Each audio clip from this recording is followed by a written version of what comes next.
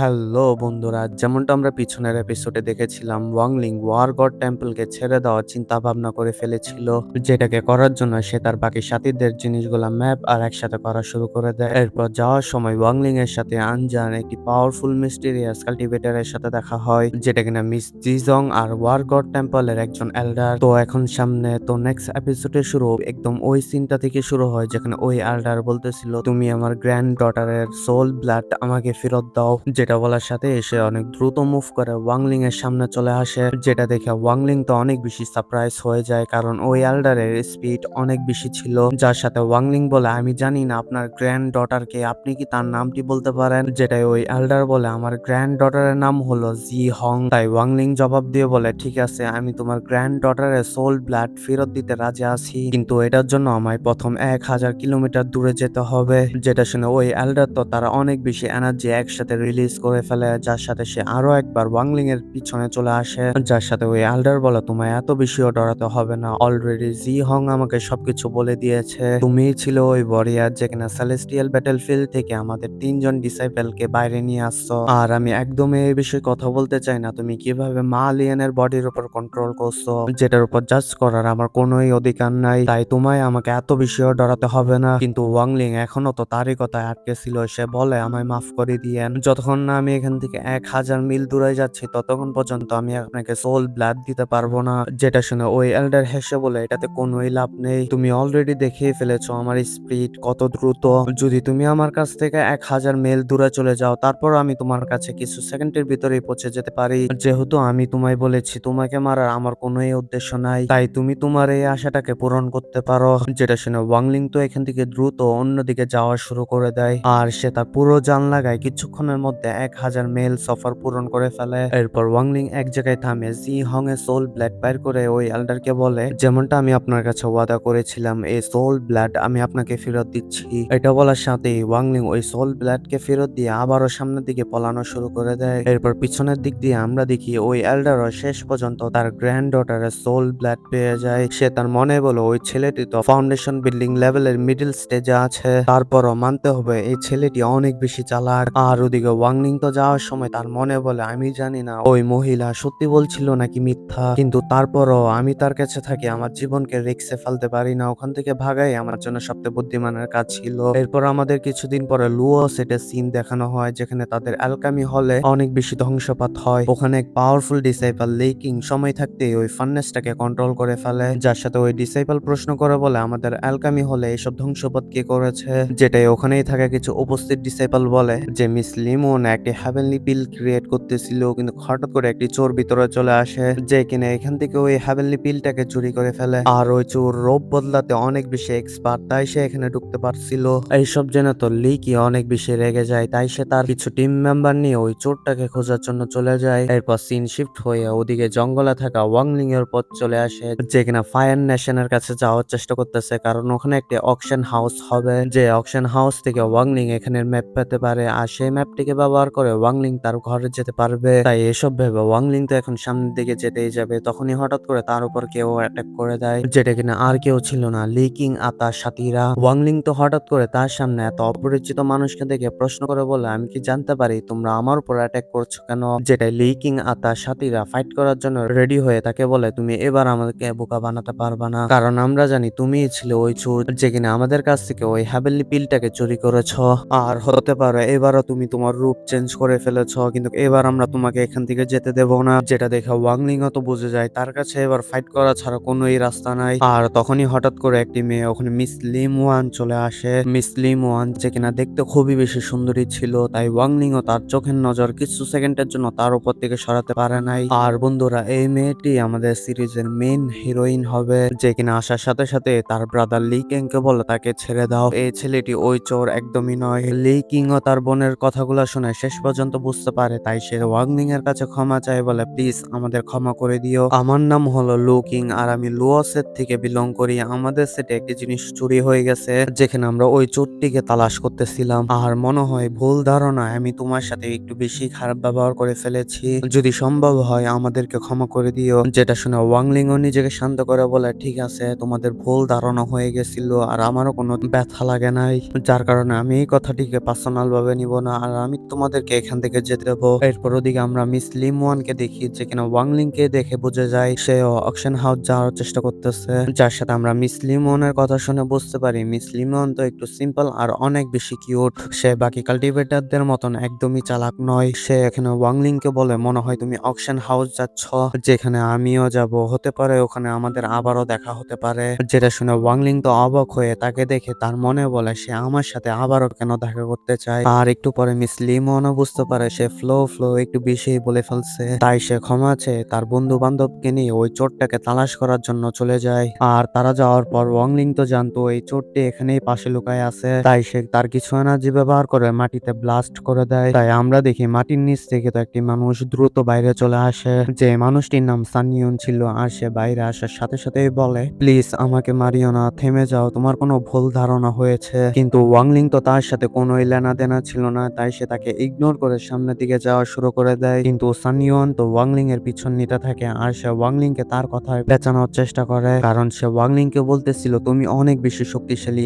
আর তারা এখনো আমার পিছন ছাড়বে না, তাই যদি আমি তোমার সাথে থাকি তাহলে আমি সেফ থাকবো। যেভাবে কথা বলে সে ধীরে ধীরে ওয়াংলিং এর সাথে সামনের দিকে যাচ্ছে, কিন্তু ওয়াংলিং তো তার কথাবার্তা শুনে বুঝে যায় এই মানুষটি তাকে লুটার চিন্তা ভাবনা করতেছে, তাই চোরের থেকে চুরি করা এত বেশিও খারাপ কথা নয়। যার কারণে ওয়াংলিং তার মনে ভাবতেছিল এই মানুষটির কাছে কি কোনো ভালো ট্রেজার হবে যেগুলো আমার কাজে আসতে পারে। এসব ভেবে ওয়াংলিং শেষ পর্যন্ত ওই মানুষটির সামনে থেমে যায় আর সে নিজেকে ইন্ট্রোডিউস করে বলে আমার নাম হলো মালিয়ান আর আমি ওয়ার গড টেম্পল থেকে বিলং করি। এরপর পিছনে থাকা সানিয়ন তো নিজেকে ইন্ট্রোডিউস করানোর পর তার মনে ভাবে জানি না কেন এই ছেলে তো ফাউন্ডেশন লেভেল মিডল স্টেজে আছে, কিন্তু তারপরও তার অরা থেকে আমার অনেক বেশি ডর লাগতেছে যেন সে এখনই আমার জানে মেরে ফেলবে, বা হতে পারে এটা আমার ওভার থিঙ্কিং। যেটা বলে সে আবারও ওয়াংলিং কে তার কথার জালে ফালানো শুরু করে দেয়, যেখানে সে ওয়াংলিং কে বলে তোমায় দেখে মনে হচ্ছে তুমি আজ পর্যন্ত তোমার সেট থেকে বাইর হও নাই। ওয়াংলিং ও তো তার প্রত্যেকটা জবাব হ্যাঁ দিচ্ছিল, যেগুলো শুনে সানিয়ন তো অনেক বেশি খুশি হচ্ছিল।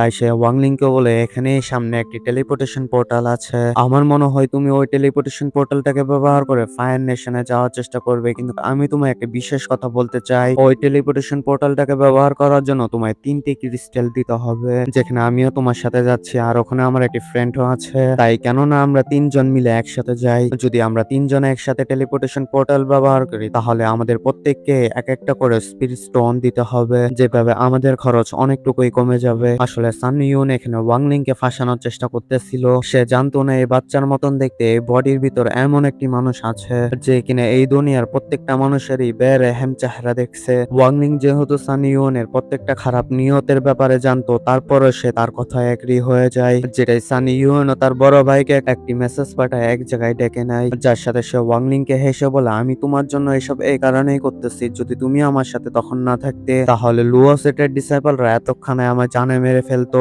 আর এসব বলতে বলতে সানিওয়ান ওয়াংলিং কে তার সাথে নিয়ে ভলকানো মাউন্টের দিকে যাওয়া শুরু করে দেয়। আর এখনো সামনে যাওয়ার সময় সানিওয়ান ওয়াংলিং কে বকবক করে এখনো তার কথার জালে ফাঁসানোর চেষ্টা করতেছিল, তাই শেষ পর্যন্ত ওয়াংলিং ও এখন এইসবে বিরক্ত হয়ে যায়। তাই সে বলে এমনিতে এই ভলকানো গুলো একটা পারফেক্ট জায়গা কারোর ট্রেজার চুরি করার জন্য বা কাউকে মারার জন্য বা কারোর বডি দাফন করার জন্য, যেটার ব্যাপারে কেউ জানতেই পারবে না। সানিয়ন তো ওয়াংলিং এর এসব কথা শুনে অবাক হয়ে বলে ব্রাদার তুমি এসব কি কথা বলতেছো। আর তখনই হঠাৎ করে সানিয়নের বড় ভাই লিও চলে আসে, যেখানে আসার সাথে সাথে তার পাওয়ার ব্যবহার করে ওয়াংলিং কে বেঁধে ফেলে। ওয়াংলিং তো লি ওয়ানকে দেখে বুঝে যায় তাহলে সেই মানুষ যাকে কিনা সানিওয়ান মেসেজ পাঠাইছিল। আর ওদিকে লিও প্রশ্ন করে বলে তাহলে কি সেই এই ছেলেটা, যেটাই সানিওয়ান জবাব দিয়ে বলে হ্যাঁ ব্রাদার সেই মানুষ যার সাহায্যে আমি মিস লিমন আর লি কিং এর হাতে থেকে বাঁচতে পেরেছি, আর আমরা তার বডি ব্যবহার করে একটি সোল বডি বানাতে পারবো। এমনি তো এই ছেলেটিকে দেখতে অনেক বেশি হ্যান্ডসাম আর অনেক বেশি পাওয়ারফুল, তো ভাই তুমি কি বলতেছো আমরা কি তাকে আমাদের পাপেট বানাই ফেলবো। যেটা শুনে লিও ওয়াংলিং কে বলতেছিল বাচ্চা মরার জন্য রেডি হয়ে যাও। আর এটা বলার সাথে সাথে লিও তার পাওয়ার ব্যবহার করে এখানে অনেক বড় একটি এনার্জি স্কাল বানাই ফেলে, কিন্তু তখনই ওদিকে ওয়াংলিং তো তার রেড থান্ডার এনার্জিকে আনলেশ করে ফেলে, যার সাথে ওয়াংলিং এর আগে বলে মরে যাও, যার সাথে আমরা দেখি লিও তো ঝটপট করতে করতে 1 সেকেন্ডের ভিতর মাটিতে পড়ে মারা যায়। এটা দেখে তো সানিওয়ান অনেক বেশি ডরা যায়, সে অবাক হয়ে বলে এটা কিভাবে সম্ভব। আর সে ডরে নিজেকে বাঁচানোর জন্য হাইডিং টেকনিক ব্যবহার করে মাটির ভিতর দিয়ে পলানো শুরু করে দেয়, কিন্তু ওয়াংলিং তো তাকে এত সহজে এখান থেকে পলাইতে দিবে না, তাই সে লিনজুয়ানকে বাইরে সমান করে বলে এই স্কাল্টের এনার্জিটাকে অ্যাবজর্ব করে নাও। এরপর ওয়াংলিং নিজে সানিওয়ানের পিছন্ন নেওয়ার জন্য চলে যায়। আর লিন জোয়ান তো না চাইতেও স্কাল্টের এনার্জিটাকে অ্যাবজর্ব করে নেয়, যেটা করার পর লিন জোয়ান তো আশেপাশে দেখে বলে ওয়াং লিং তো এখান থেকে অনেক বেশি দূরে চলে গেছে, এটা আমার জন্য পলানোর অনেক একটা ভালো সুযোগ। যেটা বলে লিন জোয়ান তো এখান থেকে পলাতেই যাবে, তখনই হঠাৎ করে আমরা দেখি রেড থান্ডার এনার্জি তার উপর পড়ে যায়, যেটার পর সে তো ডরাই বলে আমি তো মজা করতেছিলাম, আমি আবার ফেরত আসতেছি। আর ওদিকে ওয়াং লিং যেহেতু সান ইয়নের পিছন নিচ্ছিল, সে তার মনে বলে যদি আমি হাইডিং টেকনিক পেয়ে যাই তাহলে ওইটা আমার ফিউচারে অনেক বেশি কাজে আসবে, তাই আমার যে কোনো কিছু একটা করে সান ইয়নকে ধরতেই হবে। আর ওদিকে সান ইয়ন যে কিনা মাটির নিচ দিয়ে দ্রুত পালাচ্ছিল, সে তার মনে বলে ওই ছেলেটি কোন ধরনের মনস্টার যে কিনা একটি শব্দের সাথে আমার ভাইকে জানে মেরে ফেলছে, নাকি ওই ছেলেটি একটি নির্বাণা স্টেজের ওয়ারিয়র, নাকি এর থেকে উপরের কাল্টিভেটর, আমি জানি না, আমায় নিজেকে বাঁচাতেই হবে। এখানে সান ইয়ন এভাবেই ডরে সামনের দিকে পালাচ্ছিল, যেখানে সামনের দিকে ধ্যান না থাকায় সে তো লাওয়ার ভিতরে পড়তেই যাবে, কিন্তু সে লাস্ট মোমেন্টে নিজেকে বাঁচাই ফেলে। উপরে থাকা ওয়াং লিং ও সান ইয়নকে ফলো করতে করতে ওই লাওয়া পুলের উপরে চলে আসে।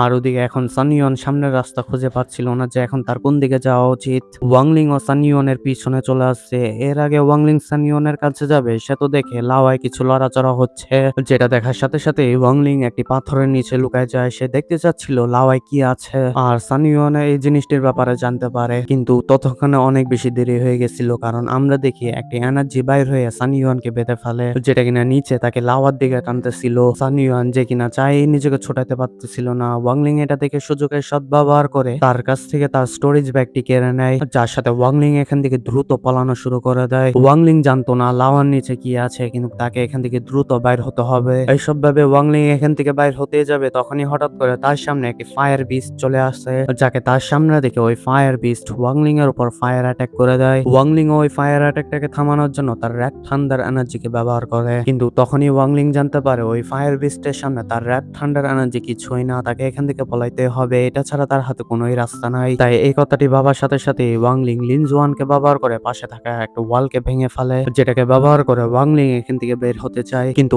এর আগে ওয়াং লিং এটা করতে পারবে তখনই হঠাৎ করে ওখানে আরো কিছু ফায়ার বিস্ট চলে আসে, যারা কিনা তাদের এনার্জি ব্যবহার করে ওয়াং লিং কে ঘেরা শুরু করে দেয়। লিন জোয়ান এই ভালো সুযোগটি দেখে ওয়াং লিং কে বাই বাই বলে এখান থেকে পলাই চলে যায়। এরপর দেখতেই দেখতে ওখানে অনেক বেশি ফায়ার বিস্ট চলে আসে, যারা কিনা তাদের এনার্জি ব্যবহার করে ওয়াং লিং কে একটি ফায়ার বলে বন্দি করে ফেলে, যে ফায়ার লাওয়া বলটাকে ওই ফায়ার বিস্ট গুলা টেনে ওই লাওয়ার ভিতর নিয়ে যায়। ওয়াং লিং এখনো ভিতরে সুস্থ জীবিত আছে, যে কিনা কাল্টিভেশন ফর্মে বসে তার সোল কনসিয়াসনেস টুকরাকে ব্যবহার করে ওই ফায়ার বলটাকে কিছু ভেঙে ফেলে, যার কারণে সে লাওয়ার দুনিয়া দেখতে পারে, যেখানে অনেক বেশি আরো লাওয়া বল উপস্থিত আছে, আর প্রত্যেকটা বলের ভিতরে একটি করে কাল্টিভেটর আছে, যাদের কিনা এখনো হোশ নাই। ওয়াং লিং এর শুধু এই কারণেই হোশ আছে তার কাছে এনশিয়েন্ট হেভেনলি পাল আছে, তাই এইসব দেখে তো ওয়াং লিং কিছুই বুঝতে পারতেছিল না এই ফায়ার বিস্ট গুলো এত বেশি কাল্টিভেটর দিয়ে এখানে কেন জমা করেছে, যার সাথে সে এই কথাটি দেখে অনেক বেশি অবাক হয়ে যায়। এখানে থাকা প্রত্যেকটি ফায়ার বিস্টই নির্বাণা ওয়ারিয়র যতটুকু পাওয়ারফুল, আর তখনই দেখি ওখানে থাকা প্রত্যেকটি ফায়ার বিস্টই কারোর সামনে নিচু হওয়া শুরু করে দেয়, এমন মনে হচ্ছিল যে তাদের ফায়ার কিং এখন বাইরে আসতেছে।